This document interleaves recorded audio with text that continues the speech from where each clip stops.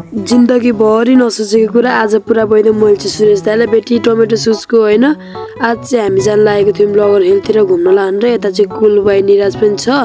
अनि टक्क हामी चाहिँ यताबाट बजारतिर यसो बजारतिर भन्दा चोकतिर निस्किदियौँ। अनि यता आएर गाडी रोक्यौँ। गाडी आउँदै आएको थिएन, बल्ल तल्ल गाडी आयो होइन। यसो गाडीलाई हातेको रोक्यो होइन।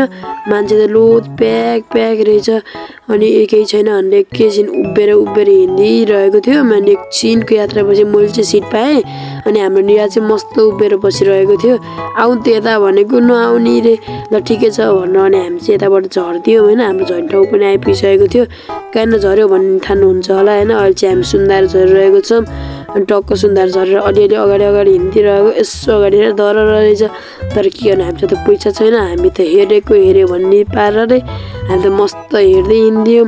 अनि कुललाई पनि उतापट्टि थियो। अनि टक्क यता आएर चाहिँ होइन हाइसमा पनि बस्दिसकेको छ। यता सबजना हुनुहुन्थ्यो होइन। मस्त गीत बजिरहेको रहेछ क्या यता त डुक्कु हान्दिएर। अनि मस्त अगाडितिर गाडीहरू पनि छ होइन।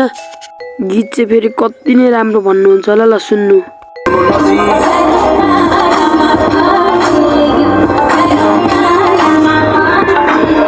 गाडीमा बजिरहेको गीत नराम्रो नि भन्नुहुन्न, यस्तै हो होइन। अनि टक्क यता चाहिँ दाइले मोड्न थाल्नुभयो होइन। अनि हामी चाहिँ झन् ठाउँ पनि आइपुगिसकेको थियो।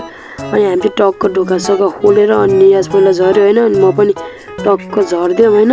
अनि अहिले चाहिँ हामी लगन हेलमा आइपुगिसकेको थियौँ। अनि यसो अगाडि हेरेको त अपास कपी त देख्छ त छिर्दिउँ न त भनेर टक्क छिर्दै यसो हेरेको। यतातिर चाहिँ सब अर्जेन्टिनाको सब जर्सी रहेछ। उताबाट निराज थियो।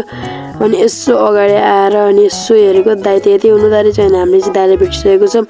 अनि दाइलाई चाहिँ होइन युट्युबतिर सब्सक्राइबहरू गर्नुभयो होला होइन। के छ भने नाम चाहिँ अब टुनानहरू के छ होइन, म चाहिँ भन्न आएन होइन। अनि यस्तो यहाँबाट 2-3टा फोटो खिच्दियौँ हामीले चाहिँ होइन। अनि यहाँ अगाडि हिँडिदियौँ होइन। अनि यतातिर यसो क्यामेरा घुमाइदियो। यता त बालिन सर पनि रहेछ। के गर्नु, हामीले भेट्न मिल्दैन भनेर यसो हिँडिदिएको। यता साइरी पनि रहेछ होइन।